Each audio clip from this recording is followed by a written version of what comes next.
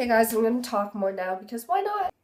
I love my hair. Story time with Katie now.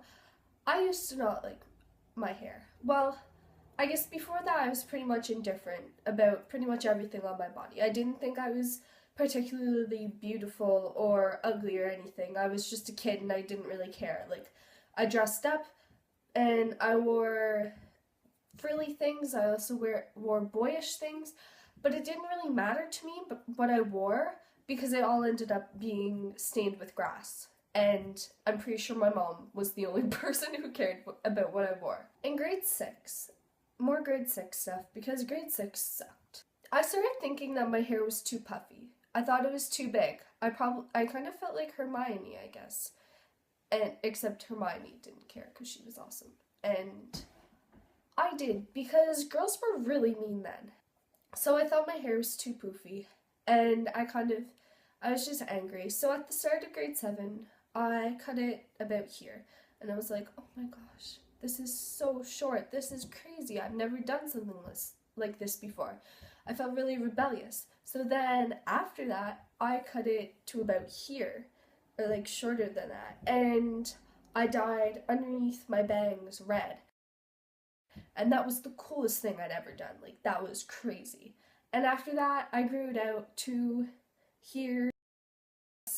And then the last day before summer break in grade 8, I got a pixie cut. People say it's stupid when girls cut their hair to like start over like after a relationship or something, but it's actually really freeing. I don't like being very symbolic, but I guess I am in the way that I portray myself by dressing and my makeup and hair and stuff. So getting that pixie cut was just, I was a new me.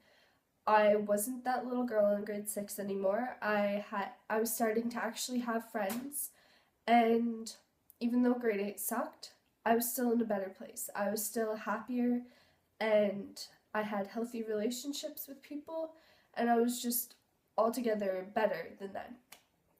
So since then, I've been growing my hair out. Well, I guess it kind of is symbolic too, because I'm happy enough with myself to have long hair again, and I'll still be me even with long hair, and it doesn't make a difference. But I guess I'm kind of just screw all that, because in 2 weeks I think I'm gonna just chop it all off again. But I love my hair. I really do. And people think, oh, I also bleached my hair for a year. So I had bleached blonde hair for half a year. That was wonderful too. People think like maybe bleaching my hair or something is like mistreating my hair, or I don't like my hair, so I cut it and do weird things to it to make it something I like. But no, I love my hair. I like my natural hair. I like it long. I like it short. I like it really short. I like it any color possible and imaginable. So that's why I do things with it, because it's fun. It makes me happy. But it's not like I wasn't happy with the hair I had before. I love my hair right now. I'd love if I grew my hair to here.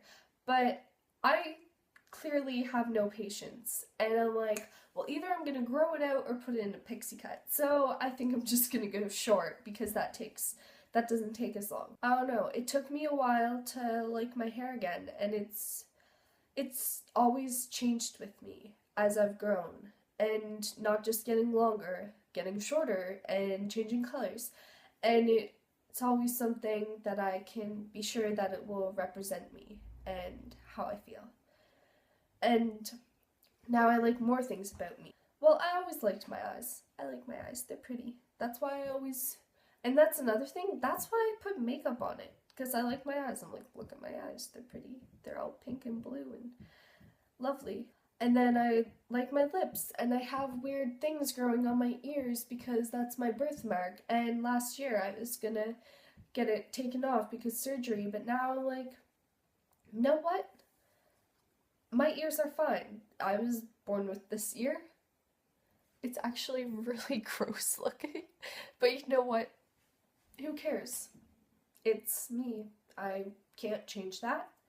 Well, I can if I want to.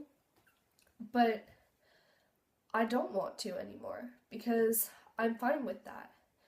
And I don't like my shoulders because I feel like they're really awkward and wide when I'm dancing, and they don't go where I want them to, and they make it hard for me to put my arms straight up. But I can't really get surgery to make my shoulders work the way I want them to. And maybe they work the way they're supposed to, but I don't know, because basically the point of this is people are going to like themselves. We're going to think the worst of ourselves. We're going to pick out every little detail that we don't like about ourselves. But don't change it. Don't change yourself right away. You can change your hair. I don't care. Do that. Your hair will grow back. Don't take it out on your body though, because it's literally the only body you're ever gonna get. And you won't appreciate it when you're in grade 6. In fact, in grade 6, you're probably gonna really hate it. And in middle school, you're probably gonna think, I'm the ugliest person ever. But the thing is, you can't wait for yourself to get pretty. Because even if you go through puberty and grow up and get the nicest body imaginable, that's not what's gonna make you like yourself. You have to make yourself like yourself. You're the only person who can decide what you think of your own body. I'm going to be honest here, and yeah, okay, some days I think I'm ugly. Some days I think I look terrible, and some days I actually do look terrible, and those aren't always the same days. But honestly, right now, I think I'm pretty. I like the way I look. People might not think that. People might think I'm ugly. I have no idea what people think other than my mom saying, "You're the most beautiful girl ever." But if you ever heard someone say, the only way you can start liking yourself is to say, "I like myself," it's true. You have to just say one day, you know what? I'm tired of hating myself. I'm tired of thinking I'm ugly. I'm tired of hating my hair. I'm tired of thinking my nose is fat. I don't think my nose is fat. I actually quite like my nose the way it is. I always have. Actually, I've never really had much of an opinion on my nose until now. I'm just starting to think about it. It's acceptable, a little red. You just have to say one day, it's my nose. I like my nose. It's a nice nose. You have to look in the mirror one day and say, you know what? I'm the most gorgeous goddamn woman on this planet, and I don't care what other people think. And yeah, I still care what people think. I try not to, but I mean, it's kind of inevitable. I just butchered that word so bad. And this doesn't apply to like depression or something like that. Like, you can't just look at the mirror and say one day, I'm happy. That's not how it works. I'm just saying, if you're really self-conscious, or if you just are a girl in general, because for some reason it's actually expected of girls to be self-conscious. I didn't even know that until I started reading it in magazines. Is it like a conspiracy to make girls hate themselves or something? The only person who matters is you, and you've got to accept that, because you're with yourself for your whole life, and you can't really get rid of it.